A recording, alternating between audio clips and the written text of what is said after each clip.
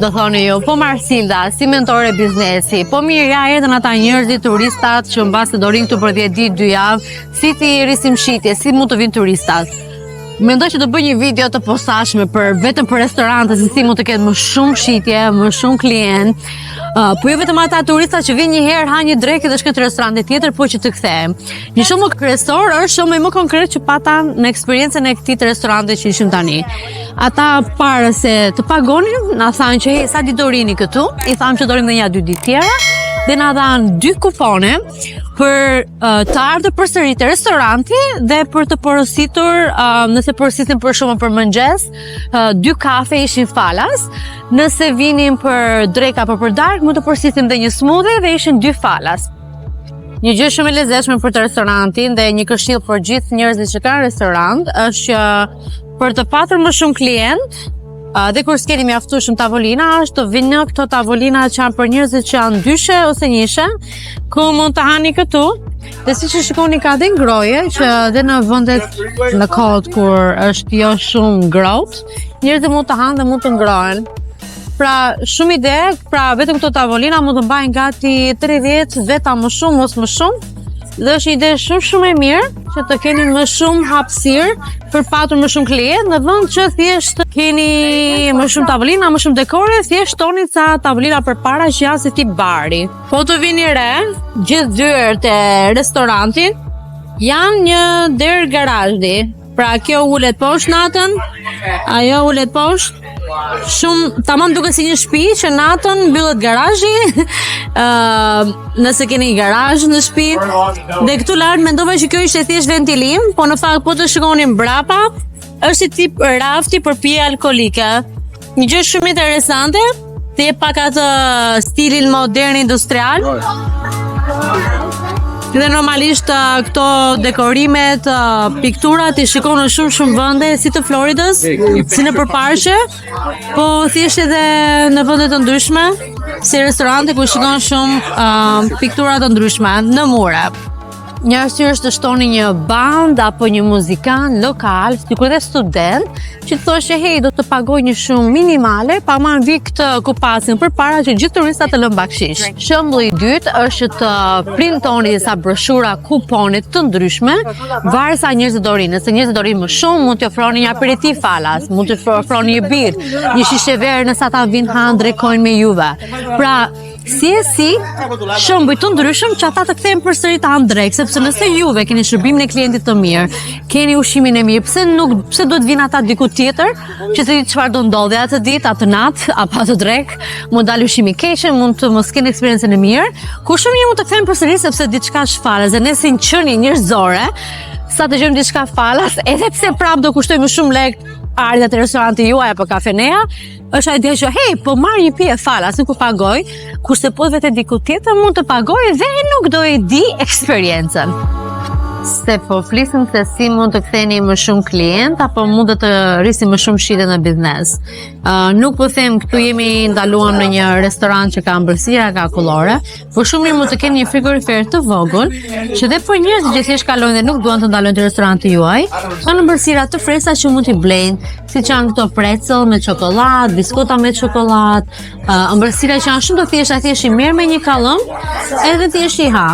Ose çokolada të vogla që njerëzit që mbase kanë ngrënë, kanë pirë dhe kanë nevojë për atë gjën që doan ta hanë. Është shumë e thjeshtë për ata thjesht të porosisin diçka, edhe pse nuk po ndalojnë të hanë restoranti juaj. Pra kështu ju mund të rrisni shitje. Dhe po të vini re, që mirë nuk janë të lira, sepse një nga këto pretzel me çokoladë, që shumë e thjeshtë për të bërë, mund t'i marrësh të gatshëm të pretzel diku dhe thjesht ngjyrë me çokoladë, është $2.25. Pra imagjinoj për gjithë turistët që kalojnë dhe duan diçka të ëmbël, mbasi kanë ngrënë darkën e tyre diku tjetër dhe nuk i pëlqeu seleksioni i ëmbëlsirave që ata ofronin, mund të marrin diçka tek restoranti juaj që mund të kenë një frigorifer mu përpara rruge. Dhe mbasi kjo edhe i bën që të futen brenda dhe të vinë të hanë për drek se vërtet i pëlqeu ëmbëlsira juaj. Një mënyrë tjetër është që për shembull nëse ju në restoranti juaj njihet për ëmbëlsira apo njihet për pasta, njihet për një lloj aperitivi, mund të keni si thua mini dhurata, nëse është një lloj reçeli, nëse është një lloj çokolade, që mund vendosni një vitrinë të vogël, siç është vendosur këtu në këtë pasticërinë, ku ti thjesht mund t'i blesh si dhuratë për miqtë tu, Dhe shumë e thjeshtë sepse gjithë kërkojnë suvenire, po ndonjëherë suvenire nuk duan thjesht gjëra statuja budalliqe, po duan një gjë që t'i japin miqve të tyre për të provuar një ushqim të ri, për provuar një çokoladë të re, një pije, nëse është një verë që ju servis në restoran, shumë më ke një vitrinë për suvenir për gjithë turistat që vinë në restorantin tuaj. $10 më vonë, sepse morëm dhe për çupa normalisht për burim. Edhe 150 kalori më tepër se ajo darka që ëngrëm, po ishte vërtet shumë e mirë. Më vave një ide për pasticëri të ndryshme që përveç akullorëve të jo vetëm të kenë ato dhurata që përmenda për turista, pra që japin një lloj çokoladë, një lloj vere, një lloj ëmbëlsire që mund ta paketojnë, ta lënë si tip mini dhuratë. Këto paketime mund të t'i blesh kudo. Edhe thjesht ti kesh në shitje, mund t'ish në vitrinë, sepse gjithë turistat në një problemi më i madh është çfarë suvenire të marrim, sepse njerëzit mendojnë që ne duam suvenire, gjëra që janë bërë në Kinë, gjëra budalliqe me magnete, po thënë drejtën duam gjëra që shokët tanë të provojnë diçka, nëse është një birë, nëse është një verë, nëse është një ëmbëlsirë, mbase ndonjë gjë e punuar me dorë, po ta them me mirë besim, si një turist e vet, nuk blem asnjëherë për shokët tanë diçka me logon e Shqipërisë, vetëm nëse është diçka antike punuar me dorë, mbasi një verë punuar bukur me dorë, ato pijet alkolike me drunj, ku diu me pisha. Po gjithmonë sjellin ëmbëlsira, sjellin verë, sjellin alkool, sjellin raki. Këto janë ato të ndryshme që ne sjellim. Një gjë tjetër, vërej që restorantet në Shqipëri ndonjëherë të dalë ushqimi do shumë kohë. Dhe e kuptoj që mundojnë t'i bëjnë sa më të freskëta gjërat, por janë shumë gjëra që mund të jenë të paktën gjysmë të përgatitura, siç janë makarona, siç janë sa gjëra të skuqura. Si edhe mishi mund ta kesh zërë se gjysmë të përgatitur në mëngjes, mbase ke zirë pak dhe pastaj ti shqipran të zgarën e fundit, sepse turistat janë mësuar me ushqimin të vi shpejt. Dhe thënë drejtën, nëse unë pres në një restorant më shumë se 10-15 minuta, më duket sikur prita shumë. Ndonjëherë dukemi si të llastuar në turistat, dhe kur thënë turistat flas për vetën e time, por ashtu janë shumica restorante amerikane, edhe ku kemi bajtur në restorante të tjera në përbo, ushqimi nuk vonon shumë. Dhe nëse juve jeni nga ato restorante që vonon ushqimi më shumë, atëherë sillni ndonjë aperitiv që vjen falas, mbas është bukë me vaj ulliri me erza, nëse është bukë me gjarë, nëse është një lloj kulaçi, nëse është një lloj bukë mistri, çfarëdo që jetë, që ne mos të shikojmë tavanin derisa të vijë ushqimi mbas gjysmore.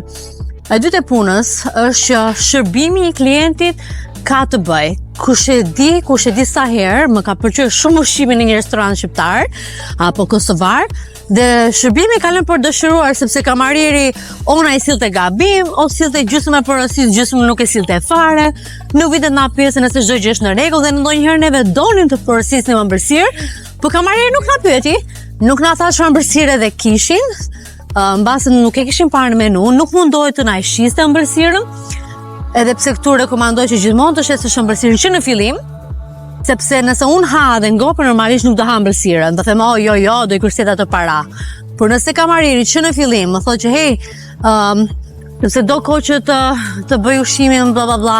doni që të porosisë ëmbëlsira që tani, sepse mund të jemi zënë më vonë. Kjo është strategjia më e mirë për kamarierin të marrë një shumë më të madhe,